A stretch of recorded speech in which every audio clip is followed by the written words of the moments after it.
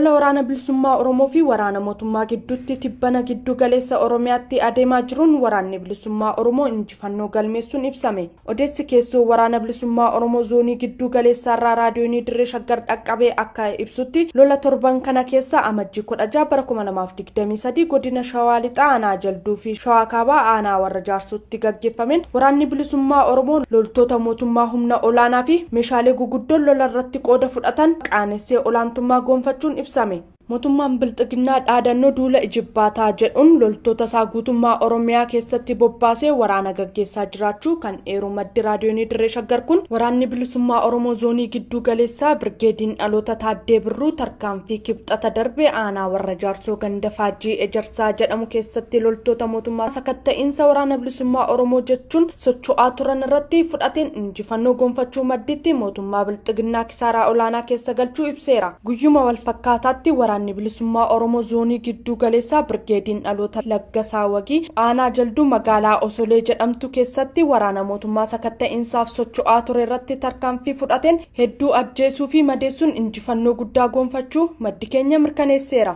Gaaga'amni guddaanis waraana mootummaarra ga'uu kan ifoomsu odeessi keenya sababa kanaan aaruun aanaa warra Jaarsoo keessatti manaaf qabeenya uummataa barbadeessuu fi saamura gabaha. Tarkaanfii Birgeediin Dhaloota Taaddee Birruu aanaa warra Jaarsoo ganda Faajii Ejersaatti fudhateen loltoonni mootummaa 60 ta'an ajjeefamuu fi hedduun isaanii madaa'uu odeessi keessoo waraana bilisummaa Oromooti raadiyoonii Dirree Shaggar dhaqqabe mirkaneesseera. Akkasumas tarkaanfii Birgeediin Dhaloota Laggasaa Wagii aanaa Jalduu magaalaa Osolee keessatti fudhateen loltoonni mootummaa lakkoofsi isaanii 40 ta'an yoo ajjeefaman lakkoofsi isaanii kanneen ajjeefamanii gadi kan hin taane immoo madaa'uun beekameera. Meeshaa waraanaa gosa adda addaa irraa hiikkachuullee odeessi keenya mirkaneessee jira. Waraanni mootummaa Bilxiginnaa Riippablikaan Gaard jedhamuu fi waraana bilisummaa Oromoo dhabamsiisuuf ajajaa fi leenjii addaa fudhachuun Oromiyaatti bobbaafame lola gidduu kanarratti hirmaate irratti tooftaa lolaa waraana bilisummaa Oromoo dandamachuu dadhabee giddu galeessa Oromiyaatti waraana bilisummaa Oromootti harka kennachuun dhaga'ame. Mootummaan Bilxiginnaa yeroo adda addaatti humna qabu hundaan waraana bilisummaa Oromoo balleessuuf bobbaasaa turuun kan yaadatamu yoo ta'u ammas gochaasaa kana itti fufuun waraana isaa addaa amaanaa olaanaa irraa qabu kan Riippablikaan Gaard jedhamu Oromiyaatti ergullee dubbiin akka mootummichi yaadaa jiru ta'uun hafee lola tibbana giddu galeessa Oromiyaatti adeemsifame irratti wabootti harka isaanii kennachuun waraanichatti makamu loltuun Riippablikaan Gaardii wabootti harka kennate tokko ibse. Loltuun mootummaa wabootti harka kennate kun raadiyoonii Dirree Shaggaritti akka himetti waraanni bilisummaa Oromoo guyyaadhaa guyyaatti jabaachaa dhufuusaatiin waraanni mootummaa waboo balleessuuf bobbaafame yeroo adda addaatti injifatamuun salphinni dirree waraanaa irratti isa mudachaa jiraachuu ifoomseera. Loltoonni mootummichaa yeroo adda addaatti wabootti harka kennachuu booji'amuu fi isa ganuun qawwee isaanii mootummichatti naannessaa turuun baratamaa dhufuusaa kan eeru miseensi Riippablikaan Gaardii kun loltoonni tibbana wabootti harka kennatan kanneen humna Riippablikaan Gaard jedhaman kunneen humna waraanaa biyyattiin qabdu keessaa kanneen mootummaan Bilxiginnaa ittiin boonuu fi masaraa Abiyyi eeguuf miindeeffaman ta'uu mirkaneesseera. Riippablikaan Gaardii andanya kifla ጦር jedhamaan kanan irraa ba'e. Maqaa ko wanta ibsu hin taane beekutaa haalli nageenya isaa jiru haalli sabni koo irra jiru haala rakkisaadhaaf waan ta'e naaf nageenya kootiifis jedhee kan irra darbu fedheedha. Humna Riippablikaan Gaardii giddu galeessa Oromiyaatti bobbaafamuun wabootti harka kennate kun simannaa waboon taasisuufitti gammachuu akka qabu kan himu loltuun kun loltoota dabalatee ajajoonni gaantichaa Dhibbaalaa fi Kornaalaa waliin walumaan harka kennachuu ibse. Waraana bilisummaa Oromoo simannaan inni nuuf kenne haati keenyallee nuuf gochuu waan hin dandeenyedha. Haala waqiinsaaf haala gammachuudhaan isaan bukeessi galle haala akkasii haala gammachuuti haala reebanaadhaan jirra jechuudha. Bobbaasa yeroo sammuu giddu galeessa kanarra jiruuf haala isaa jibbinee keessaa gara gaantaa tokko kan jedhamudha. Gaantaadhaan yaa'anii hundumti keenya ajajaan Dhibbaallee nu keessa jira. Ajajaan 10 nu keessa jiraanii. Haala mootummaa kana jibbuudhaan irra yaa'anii amma haala simannaadhaan haala fiisaan haala gaariidhaan keessa jirra. Tarkaanfii kana akka fudhatan kan isaan godhe dhiibbaa addatti ilmaan Oromoo irratti mooraa waraana mootummaa Bilxiginnaa keessatti isaan irratti gaggeeffamaa jiru ta'uu miseensi Riippablikaan Gaard mootummaa Bilxiginnaa kun eere dhiittaa fi roorroo addatti nurra gahu jibbaaf achi baane jedhe. Haalotuma achoota keessatti ta'an waraana mootummaa kan keessatti ta'an jibbisa isaanii Oromoodhaaf qaban Oromoo taatee yoo asoofte lama taatee yoo asoofte ati maqaa isaan moggaafatanii maqaa adda bilisummaa Oromootti moggaatanii waamanii rakkoo sirraan gahuudhaan kaan ajjeechaadhaan kaan reebichaan kaan illee hidhaa fi boolla qofaruudhaan akkasiin hadabbii akkasii keessa turre haala isaa jibbiinsadha kan achi nu baase. Nageenyaa fi tasgabbii uummataa eeguuf waraanni mootummaa akka waraanaatti heeraa fi seera biyyattii eegee hojjechaa jiru yoo jiraateef wayita gaafatametti akkana jechuun raadiyoon Dirree Shaggaritti hime.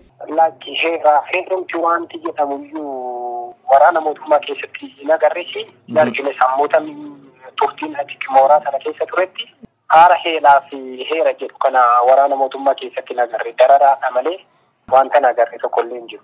Qabiinsi waraanni mootummaa uummata nagaaf godhus hamaa ta'uu kan himu miseensi waraana mootummaa kun qaamolee hawaasaa kamuu osoo adda hin baasin dararaa fi qabeenyas jalaa saamaa jiraachuu dubbata. Yeroo deemnuu fi yeroon ture keessatti yeroon turtii mooraa mootummaa keessa godhatte keessatti uummataaf wanti yaadamee tokkollee dargaggeessa yoo argani ati shaneedha jedhanii maqaa moggaafatan kanaan dargaggeessa reebuu dargaggeessa dararuudhaan abbaadhan jedhanu haadhan jedhanu mana isaanii seenanii horii jalaa baasanii qalachuudhaan bakka darara guddaadha kan isaan agarsiisan jechuudha. Akka nama ogummaa waraanaa qabu tokkotti waboon waraana mootummaa bilxiginnaatiin tasalleen hin mo'ama jedhee kan hin yaanne ta'uu fi waraana humna guddaa qabu ta'us ragaa baheera. Shaneen nama shanidha nama torbadha iddoo akkasii nama afurtu jira iddoo akkasii nama sadiitu jira yeroo waraana bobbaatee nama sadii kana harkaan qabanii dhufna jedhanii yeroo kaanitti kumaatama ta'eetu itti mul'ata. Kumaatama ta'eetu ijoollee baay'ee waraana mootummaa keessa jirtullee hajjeesee kana harkaan qabee boojisee tuqa gaggeessaanii malee waraanni kun wanti dhimma maa jedhee yaadu tokkollee hin qabunan. Loltuun miseensa Riippablikaan Gaard ta'ee hiriyoota isaa waliin wabootti harka kennate kun loltoota akkasaa mooraa waraanaa mootummaa keessatti hafaniif ergaa dabarseen kottaa wabootti makamaa jedheera. Wanta isaan ibsitaamu hiriyoota koo achi keessatti hafanii kan Oromummaa isaallee beekuu hin dandeenye har'a nullaalee of baree maalummaa isaa baree waraana adda bilisummaa Oromoo jaallalleetu jabaa ta'uusaa sabaaf dhaabbachuusaa agarreetidha nuni kan waraana adda bilisummaa Oromootti makanne. Isaanillee nu laalanii waraana adda bilisummaa Oromoo namni dandeettii dhufaatii qabu Oromummaa isaa of baree naqqa'ee dafee gara waraana bilisummaatti harka kennatu jedha. Mootummaadhaan immoo wanta hin jedhu fedhu burqaan galaana guddaatti ni makamti malee burqaan galaana guddaa mo'uu hin dandeessu. Hirreen isaaniis illee akka isaan jedhamti meeshaa duubatti hafaadha qabu jedhu. Meeshaa duubatti hafaas miti kan waraanni adda bilisummaa Oromoo qabu meeshaalee guguddaa mootummaan qabaachuu danda'u iyyuu mootummaan olitti qabuu danda'u. Ijaa kanaatiif waraana adda bilisummaa Oromoo wanti mo'achuu hin dandeenyeef yoo danda'ameef isaafis ta'e waraana adda bilisummaa Oromoo irratti harkasaa ol kaasuu jedhee fayyaada. Bilisummaa Oromoo simannaan inni nuuf kenne haati keenyallee nuuf gochuu waan hin dandeenyedha. Haala ho'iinsaaf haala gammachuudhaan isaan bukeessi galle haala akkasii haala gammachuutiif haala deemanaadhaan jirra jechuudha. Bobbaasa yeroo sammuu giddu galeessa kanarra jiruuf haala isaa jibbineetudha keessaa gara gaantaa tokko kan jedhamudha. Gaantaadhaan yaanii hundumti keenyayyuu ajajaan dhibbaallee nu keessa jira. Ajajaan 10 nu keessa jiraanii haala mootummaa kana jibbuudhaan irra yaaneen amma haala simannaadhaan haala fiisaan haala gaariidhaan keessa jirra. Tarkaanfii kana akka fudhatan kan isaan godhe dhiibbaa addatti ilmaan Oromoo irratti mooraa waraana mootummaa bilxiginnaa keessatti isaan irratti gaggeeffamaa jiru ta'uu miseensi Riippablikaan Gaard mootummaa bilxiginnaa kun eeree dhiittaa fi roorroo addatti nurra gahu jibbaaf achi baane jedhe.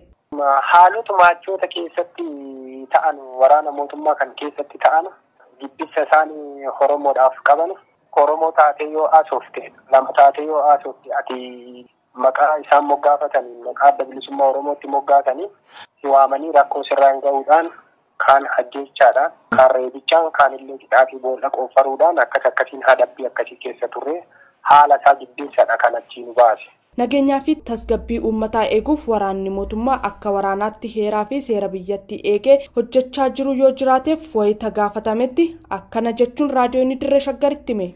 Lakki heerumti wanti jedhamuyyuu waraana mootummaa keessatti hin agarreesi argine sammoota turtiin ati mooraa sana keessa turetti haara heelaa fi heera jedhu kana waraana mootummaa keessatti hin agarre dararaadha malee wanta hin agarre tokkollee hin jiru. Dhabiinsi waraanni mootummaa uummata nagaaf godhus hamaa ta'uu kan himu miseensi waraana mootummaa kun qaamolee hawaasaa kamuu osoo adda hin baasin dararaa fi qabeenyas jalaa saamaa jiraachuu dubbata.